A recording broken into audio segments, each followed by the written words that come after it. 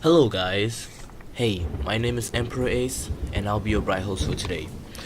And this time I decided I was not gonna show any intro of any sorts or nothing like that. Today I'm just going to be real with you guys, and for further disclosure, in case you hear any background sound or music, just know that it's raining outside, Georgia weather, it's really stormy today. So starting off today, you really don't, if you've been watching my channel for a while now, you know I don't really talk much about other superheroes. The most you hear me talk about is the Flash from the CW series and from the comics, of course. In fact, my most popular video is the top 10 speedsters. You will see me talking about Superman and how great of a hero I think he is. I really think he's extraordinary. He's a very great hero. But what you don't really hear me talking about is Batman, and I know there are extreme amounts of Batman fans. Now, I mean, look at it. This is the case. Superman is the face of DC. Think about it. He is the most iconic hero in DC. When you think of Marvel, you think Spider-Man because he earned that right. He earned the iconic rights of being the most iconic one in Marvel. But as for DC, no matter how much you want to argue, the fact is there, straight in there. It's simply Superman. It just can't be argued with. But Batman is the most sold comics. Batman has appeared the most time in most comics. He has the most sales in comics and everything, but Superman is the face of DC. So it's a duo, basically. They both work with each other in sales and in the comics. Now what I want to talk to you here is about Batman Rebirth issue 20.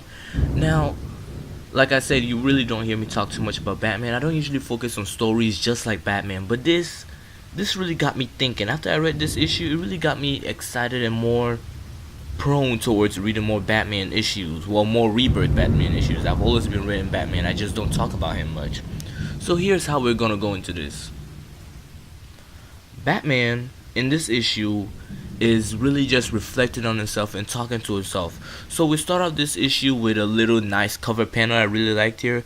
It was written by, I think, King Finch, and the artist was Scott, I believe, if I do remember correctly. And basically what happens in this, the name of this issue is I Am Bane, and basically what happens is Batman versus Bane. It's really, that's really it, but there's more to it if you really read deep down. So we start off with Batman and Bane in what looks like an asylum, and they're fighting each other. Bane is all bloodied up and everything, and that's surprising. Bane is not someone you see all bloodied up. Bane is just this big terrorist macho guy. He's really intimidating. Someone like him shouldn't be seen bloodied up in the face or anything, but that's what we see here. So it automatically starts drilling you in and makes you think, what could have happened? What could have done something like this to Bane himself? And like the title says, he is Bane. And then we also see a panel of Batman getting punched in the face, and that's all we really get. It just stops there and we switch towards a panel of an airplane. Batman is pointing, well, Batman uses grapple hook and try to point it towards a plane, and it's essentially redirecting the plane somewhere else. But we're not getting the full capsule of exactly what's going on. And then we notice that we see one of the greatest quotes I've ever heard Batman saying. And here's really how it goes, and I quote, "You know how many times I've heard that? Rest in peace, Batman. Here's the end, Batman. This is time to die, Batman. Every time, every day, over and over and over again." End quote. That's basically what Batman says. He just says that, and it really brings a lot of word into it. What he's saying essentially is, every single time he's fought a bad guy, they always say, "This is the end, Batman. It's over, Batman. Rest in peace, Batman. Time to die, Batman." Nothing's happened. He's still back here. Every single time he's gotten up, every single time he's been bloodied, he's been tied down, he's been thrown down a river or whatever, he's still come back. I mean, named like several times. The Joker has said it several times. The Riddler has said it several times. But he's still here throughout the many years. That's what makes Batman Batman. He's extraordinary. Like, let's say if you really went through all the training Batman did, and you really came out the way you are, and essentially you have the same physique as him, what's to say you're gonna last the way he lasted? It's not, Batman is not just Batman because he's rich and has all that physique in him. The mental effects of what Gotham brings to a guy, and that's really what I want to talk about this episode. Gotham City itself. Gotham City is nothing like any other city. Now, though the location of Gotham City could be argued about, some say it's in New Jersey, but basically what Gotham City is, it's a hell psychotic town. It's not even a town, it's a city. A hell psychotic city. What really, it's nothing like Metropolis, nothing like Star City, nothing like all the other cities. Coast City, none of those. Batman lives in Gotham City. Gotham City is not what makes Batman Batman. Well, actually it is, actually, yeah. Batman is not what makes Gotham City Gotham City. It's the other way around. Essentially, basically what you have here is earlier, a few issues ago, we have a new introduction to a few characters who are similar to Superman in the power stats. They're very strong, very positive, and very fast. They essentially are superhumans. Basically, that's really what they are, superhumans. And their names are Gotham Boy and Gotham Girl. And well, Gotham and Gotham Girl, that's what they are. Now, Batman, when he first saw these guys, he saw hope in them, guys. These guys have lived in Gotham for a while. They know every streets of Gotham. They traveled and they came back, and now they decided they're gonna be superheroes of Gotham. Basically, imagine a Superman in Gotham. But the thing is, Batman is very, very excited about this. He's really looking forward to this. We've never seen Batman this excited to have a new protege, except for when he had Nightwing and Tim Drake. And also when he had Jason Todd. Rest in peace, Jason Todd. But now he's Red Hood and everything. He's enjoying his life. So once we have all that, what we realize is that all that excitement he had for Gotham and Gotham Girl, all that hopes he had for them, wasn't gonna last, and he knew it. Gotham does so much to a guy. It does so much to a person himself. What Gotham is essentially a whole hell psychotic city, like what I said. Every single thing about it. That's why Superman wouldn't last a day in Gotham. Not that he would get defeated, not that he would get pushed over.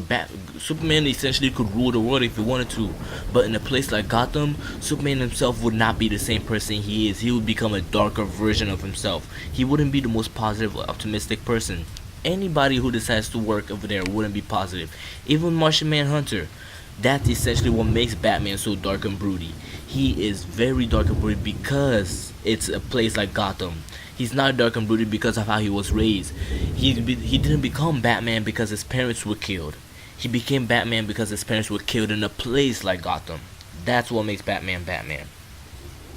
And we see to a panel where Gotham is holding Batman up, and essentially he's been, well, let's say brainwashed. He's been Gotham washed. That's really what I'm gonna call it. He's been Gotham washed, and he's been in Gotham too long, and it's really gotten to him. The dark effects have gotten to him, and Gotham Girl hasn't gotten this effect yet, and she's telling him to stop. But it wasn't before it's too late. He eventually dies and everything. And now we switch back to a panel of Bane and his brute force punching the heck out of Batman, and I'm not sure how Batman is withstanding all of these punches. Batman has been through a lot, I'll give him that. But yet he's holding his own. He takes a punch to the wrist, a punch to the face, a punch to the stomach, punch to the back. He is very well steadily holding on and still trying to fight back at Bane. This doesn't say that Batman is super strong or anything. He's just at peak human strength, faster than peak human, better than peak human strength. He's Batman essentially. And then we switch over to a few panels where Bane talks about how the whole story led up to this. What really happened is that during the times that Gotham Girl saw that Gotham was actually killed, and now she is very post-traumatic about this, and now the whole Gotham traumatic fever is getting to her, and she's getting Gotham brainwashed, Gotham washed. And what happens is that she goes crazy and she's just going out rampaging in town. Batman stops her, but Batman doesn't want to give up on her. He sees hope in her. He sees that she can be a better person than he can. Batman, eventually he will get killed. Eventually this city will overrun him, and he knows that. Every day he wakes up day to day wondering if this is going to be the day that he's going to finally just let go, drop the cow. But he sees in them that they can't die. They can't be killed. They are Gotham Girl. Essentially they're Superman in Gotham, and they can actually last better than Superman can. He sees this and he's very excited. So now that she's in post-traumatic stress, he knows a doctor who can help. But the thing about it is that the doctor is in a different country, captured, and he can't do anything about it. But he decides he's gonna go out of his way, gather a team of people. He gathers two clown-looking guys. One of them looks like a jester, and he gathers Tiger, Catwoman, and together they go, and he also gathers another doctor. Together they go, and they go towards, essentially, they illegally trespass a city, a country where Bane rules, and that's essentially what causes all this conflict. Now when he goes there, Batman knows he's gonna lose against Bane. He knows it. He even knows that Bane knows that he's gonna lose. Bane is in fact Bane. Even without the serum, Bane still beat the heck out of him. He still pushed Batman down. Now Batman decides he's gonna do it anyway. He really has hope for his city. He's doing all of this for his city. So all the panel switches back to what we see here at the fight back and forth with them, and Batman essentially punches Bane with everything. His wrists are breaking, his fists are breaking, everything, but he's not giving up. He's bloody down, and he's giving Bane the run for his money. Bane is actually having trouble in this fight. So essentially Bane beats him and everything seems to have gone to a loss. We seem to have seen everything just collapse from there, but that's not it. That's not where it ends. Bane tells him, "Who am I? I'm the one who keeps destroying you. I'm the one who's broken you pieces by pieces. I'm the one who's brought you down. Do you know who I am?" Everything is just getting destroyed by Bane here. Bane is just beating the heck out of him, and he just keeps shouting, "Who am I? Say my name. Don't you know who I am?" And he steps on Batman's back with a spiky boot, and he comes up to him and says, "I am Bane." And that's really it. That's really what he is. He's Bane. He is the very terror of Gotham City itself. Gotham is a city that overruns everybody. No matter how strong you are, you get overrun by it. But Bane is someone who was raised in the darkness. He knows how to get past Gotham. He is in charge of Gotham, essentially, psychologically. Now Batman just comes up to it, and this is the best panel I've seen. Batman just comes up and says, yeah, I know you're Bane and all, but I am Batman." That alone says everything. That's why Batman is the hero this city needs, but not the one it deserves. Batman is the one who rightfully should take on the city Gotham and protect it. Though he wouldn't last very long, and we all know this. Batman himself knows this, but this is essentially why I really love the issue of Batman going on right now. And I believe it's really going somewhere. This is the best-selling issue. Batman has always been the best-selling issue in all of DC.